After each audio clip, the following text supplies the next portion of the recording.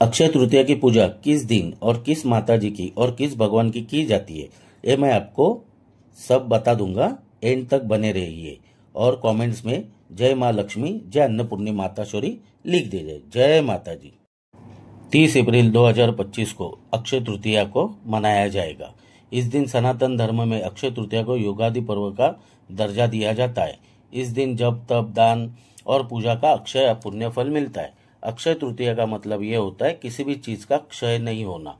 इस दिन तृतीया तिथि का आगमन 29 अप्रैल को शाम 5:29 पर होगा और 30 अप्रैल दोपहर को 2:12 बजे तक विद्यमान रहेगी।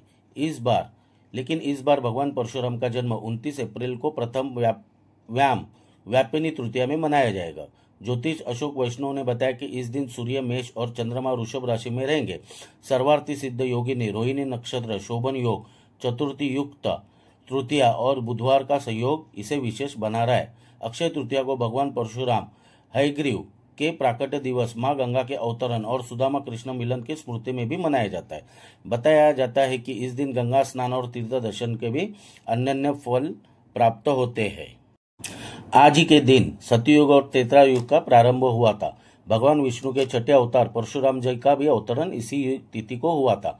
बद्री नारायण के कपाट भी इसी तिथि से ही पुनः खुलते हैं। इस दिन माँ गंगा राजा भगीरथ की तपस्या से फलस्वरूप स्वर्ग से धरती पर अवतरित हुई थी।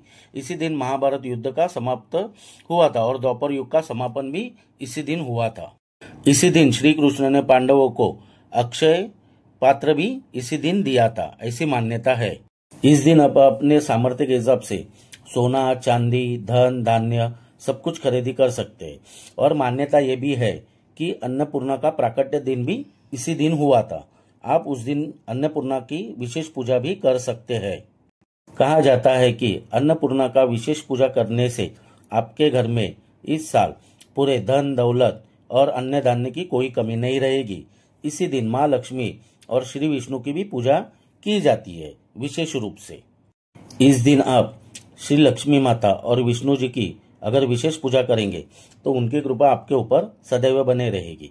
इस दिन आप विशेष करके अन्नपूर्णा माता जी की भी विशेष पूजा करने से और धन धान्य में आपकी बढ़ोतरी रहेगी, किसी भी चीज की आपको कमी नहीं रहेगी।